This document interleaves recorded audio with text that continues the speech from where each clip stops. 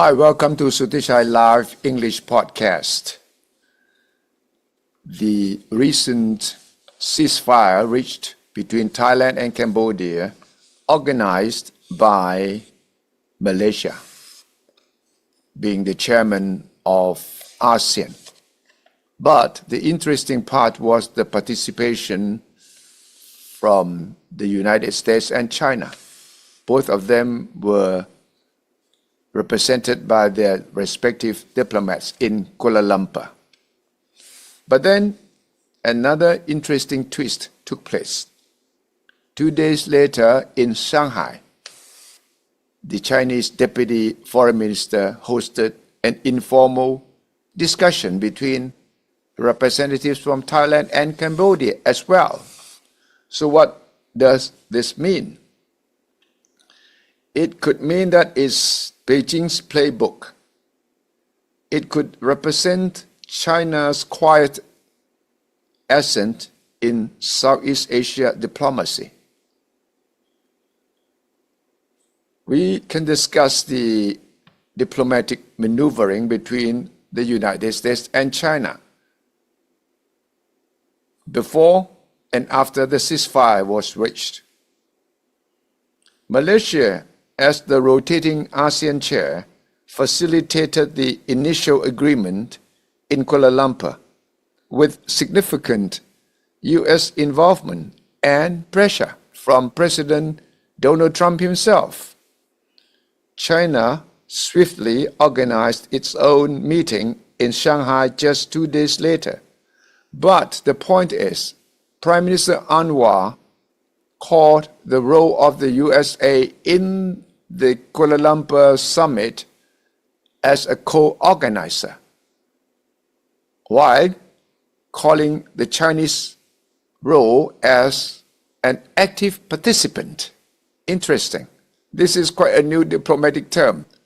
One party is the organizer, the other is the co-organizer, and the other is an active participant. The move in Shanghai represented a very significant role by China, intent upon asserting its influence and leadership in the region, countering the perceived over-the-top display by the United States. This suggests that the competition between the two superpowers reveals the differing diplomatic approaches, the US employing direct pressure and China preferring a more subtle long-term strategy to secure its regional dominance. Let's get Ping and Pong to dig into this very, very interesting phenomenon indeed. Hi, Ping and Pong. Welcome to Suthichai Live English Podcast. I am Ping. And I am Pong. We are Suthichai's AI team of commentators. Okay, let's unpack this. Imagine a diplomatic success, right? A ceasefire gets brokered, and it looks like, well, a clear win for regional peace. A real moment. But what if that peace, that moment, immediately becomes something else? A stage for a much bigger global competition. Exactly. A subtle, maybe, but definitely intense contest for influence playing out. That's what we're diving into today. A really fascinating scenario from Southeast Asia that reveals these subtle yet really quite intense power dynamics between the global giants. Yeah, it's not just about, resolving a local conflict. It's how that resolution itself turns into a strategic battleground. Right. It's about asserting dominance, shaping the whole landscape. And what's truly fascinating here, I think, is how this specific border conflict between Thailand and Cambodia, which you might think is just, a regional thing. Really local. It quickly became this critical, almost textbook demonstration of influence. A strategic contest between the United States and China. So our deep dive today is going to explore these really contrasting diplomatic approaches. Exactly. We'll look at how each one tries to shape the narrative, the story around the peace, but also the reality on the ground, especially in a region China very much considers its backyard. And for this deep dive, we've got a really compelling analysis. It's titled Peking's Playbook: China's quiet ascent in Southeast Asia diplomacy. Right. And it lays out this incredibly intricate dance of diplomacy that happened right after a recent ceasefire. It gives us a great view of how these big powers navigate and, well, try to shape things. A front row seat, really. Okay. So, to really get a handle on this diplomatic chess match, let's set the scene properly. Good idea. Context is key here. It all starts with this simmering border conflict between Thailand and Cambodia. Now, these two countries, they've had tensions before, right? Oh, absolutely. It's not a new thing. That border has been, well, a flashpoint for decades. Disputes over territory, ancient temples like Priya Vihar. It flares up periodically. And this particular skirmish, it had reached a really critical point. It was threatening to destabilize things. Which is why there was real urgency. The region, especially ASEAN, the Association of Southeast Asian Nations, they were keen to show they could handle it. Right. ASEAN wants to manage its own backyard, so to speak. Resolve internal disputes. Exactly. Demonstrate that capacity. And then came the breakthrough moment. July 28th. That's the key date here. That's right. In Putrajaya, Malaysia's administrative capital. You had this scene. Thai leaders, Cambodian leaders, standing right there with Malaysian Prime Minister Anwar Ibrahim. Shoulder to shoulder, it was quite a picture. And they announced it the ceasefire agreement, a big step towards de-escalation. And Anwar Ibrahim, as the ASEAN chair at the time, he was really the face of it. Absolutely. And it was hailed, widely hailed, as a major diplomatic win, not just for Malaysia, but for ASEAN as a whole. Yeah, it looked like a victory for regional multilateralism. ASEAN resolving its own problems. It felt like that, yeah. Yeah. A genuine triumph of diplomacy from within the region. It certainly looked that way on the surface. That public display in Kuala Lumpur was powerful symbolism. Regional cooperation, Malaysia mediating. But there's always a but, isn't there? Well, our source, Peking's Playbook, it highlights what was going on behind the scenes, beneath that public success. Ah, okay, so hidden diplomacy. Immense amounts of it. Urgent, incredibly swift diplomatic maneuvering, far from the cameras. And here's the twist. The United States played a really crucial role, some might even say quite an aggressive role. Aggressive, how so? Well, the book details direct intervention from the very top. President Trump himself got involved. Wow, okay, hands-on. Very hands-on. Personal phone calls. He called Thailand's acting PM, Suthichai, and Cambodia's PM, Hun Manet, directly. Okay, so direct calls, but what made it aggressive? It was the content of the calls. According to the source, Trump included a threat. Thinly veiled, maybe, but definitely a threat. What kind of threat? The implication was pretty stark. Get the ceasefire agreed, get it secured, or else.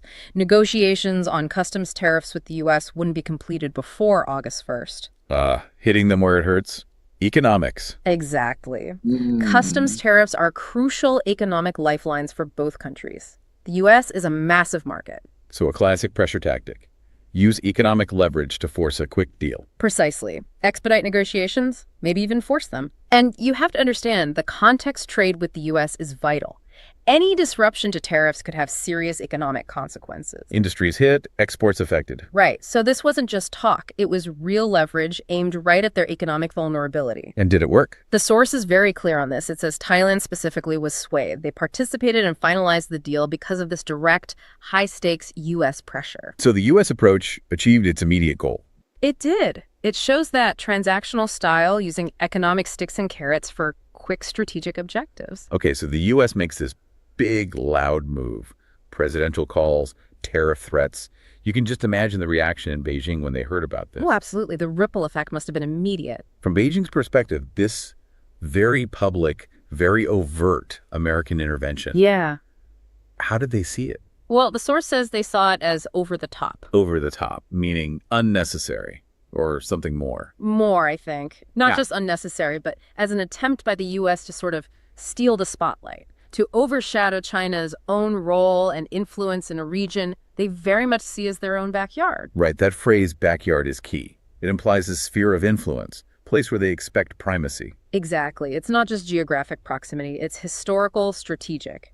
A space where Beijing expects its interests to be acknowledged, respected, where external powers ideally shouldn't intervene so loudly.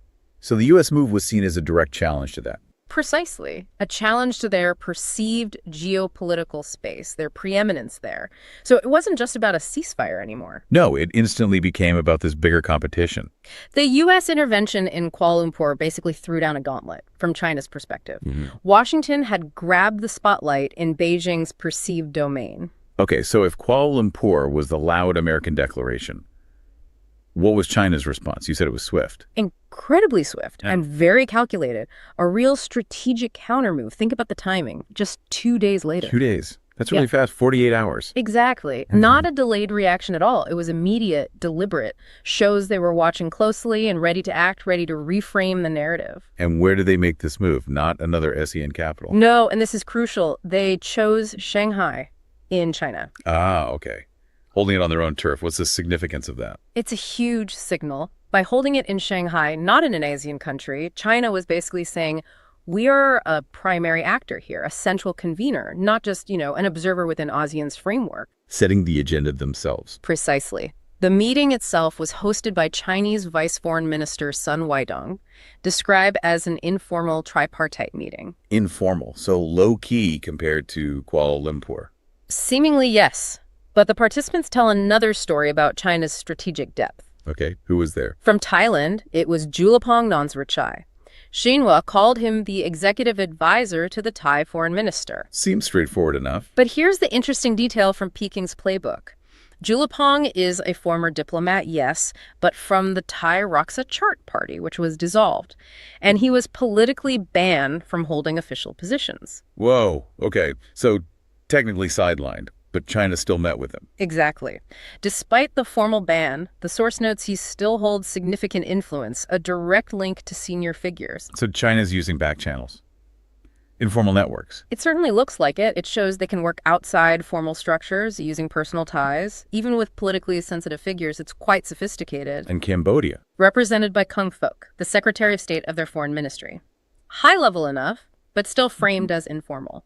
And this Shanghai meeting, it was much more than just a chat. Right, despite the informal tag. Definitely. There were no overt threats, no big announcements like in KL, but it sent this incredibly clear, though understated, symbolic message across the region. What was the message, essentially? Basically, China is here, and we should be the ones guiding peace and stability in this region long term, not the United States. A quiet reassertion of dominance. Exactly. It was a calculated move to rebalance the diplomatic scales after the very public U.S. push in Kuala Lumpur. A subtle but powerful way of reclaiming the stage, you could say. And how did Thailand and Cambodia react to this meeting? Did they feel pressured? Quite the opposite, actually. The reception was notably positive. Really? Yes, both countries expressed gratitude for China's constructive role. They reaffirmed their commitment to the ceasefire, which essentially validated China's involvement. So China's quieter approach also worked? It indicates it did, yes. It shows their diplomatic influence is effective, even without the loud pressure tactics. It was influence delivered, maybe with a whisper rather than a shout, but still very potent. So looking at Kuala Lumpur and then Shanghai side by side, you really see these two vastly different diplomatic playbooks, don't you? Starkly different, yes. The U.S. approach, as we saw in KL, is definitely loud and quick. Direct pressure, aiming for immediate results. Right. Presidential calls, explicit threats, using trade as a big stick. And our source even says that's what made Thailand move. Correct. The U.S. push was decisive in that specific instance. It's transactional, results now, very visible leadership. Okay, so that's the U.S. playbook. How would you characterize China's approach based on Shanghai? It's the opposite in many ways. Quiet and deep. Quiet and deep. Okay, unpack that. While there are no overt threats, no public boasting, China plays the long game. How so? What does that look like? It's about building these enduring relationships, sustained engagement on multiple fronts. Think about the massive infrastructure investments like the Belt and Road Initiative. Right. Building ports, railways, creating economic links. Exactly. Economic interdependence. Then there are the military ties, joint exercises, arms sales, training, building strategic links. Okay. And just deep, consistent diplomatic engagement over time, building trust, fostering reliance. Look at their relationship with Cambodia, described as a long-standing, strong ally. That didn't happen overnight. So it's less about immediate pressure and more about long-term presence and partnership. Precisely. And while China did send observers to Kuala Lumpur, they weren't absent. Right, they were watching. Yes. But organizing that Shanghai meeting just 48 hours later was a very sophisticated move. It was about strategically, quietly reclaiming the stage. Not grabbing headlines, but reinforcing their underlying influence. Exactly. It's about ensuring that regardless of the immediate noise, China remains that indispensable long-term partner.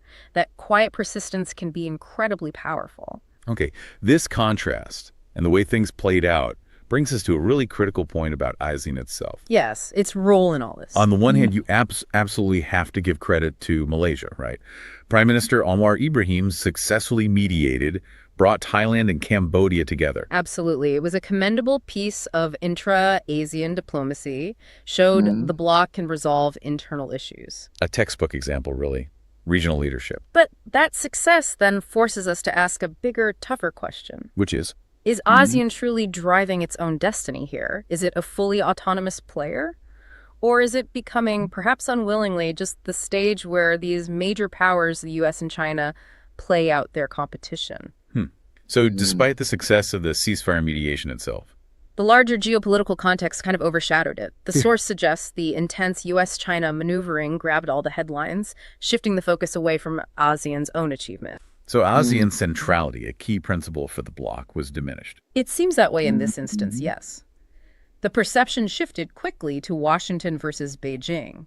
It's a real concern. Can ASEAN maintain its autonomy when caught between these giants? And the source even implies China needed to act quickly with Shanghai. Yes, it suggests China felt it had to act behind the scenes precisely because the public applause was going to Kuala Lumpur and, significantly, to the U.S. role in it. So Shanghai was partly about ensuring China's influence wasn't overlooked. A strategic necessity, you could argue, to reclaim its preferred narrative as the key regional player. It's a sobering look at the power dynamics. Even ASEAN's successes can get reframed by external actors. So the guns might be silent on the border, but this leaves us with a huge lingering question, doesn't it? It goes way beyond just this ceasefire. Absolutely. The fundamental question is, who gets to define what peace actually looks like in Southeast Asia? We've seen the two approaches laid bare. The U.S. flashy and rapid, direct pressure, economic leverage, aiming for quick, visible results. And then China. Subtlety and continuity, deep relationships built over time, quiet strategic moves, playing the long game. And what's crucial to understand is that neither power is just reacting. They are both actively, constantly laying the groundwork for their long-term influence across the whole region. This whole episode, from KL to Shanghai, is just evidence of that ongoing struggle. Compelling evidence, yes. A microcosm of the larger competition. And the source hints that maybe, just maybe, while China doesn't shout as loudly as the U.S., The whisper from Beijing. that whisper might, in the long run, carry more weight, exert a more profound, lasting influence than the louder declarations from Washington. So that brings us back to the implications. What does this dance mean for regional stability? Well, that's the big unknown, isn't it? Does it mean fewer open conflicts, but maybe more subtle forms of dependency on one power or the other? And what about the Southeast Asian nations themselves? Where does it leave their autonomy? That's the critical point for them. Are they truly independent actors charting their own course? Or are they constantly performing this incredibly difficult balancing act, trying to benefit from both giants while avoiding becoming, just pawns in their larger game? It's a tightrope walk. Very precarious one. And something for you, our listener, to really think about. What does this complex interplay mean for the future sovereignty and choices of these nations? So what does this all mean for the future of regional stability? Is peace just one thing, or is it actually defined by these competing narratives of influence woven deep into the region? It's certainly something to keep a very close eye on. Definitely a space to watch. Thank you for following Suthichai Live. Follow us by subscribing to Suthichai Live on YouTube. Stay tuned for the next episode. Goodbye. Thank you. Thank you, Ping and Pong. And this is another episode from Suthichai Live English Podcast. Stay tuned for the next episode.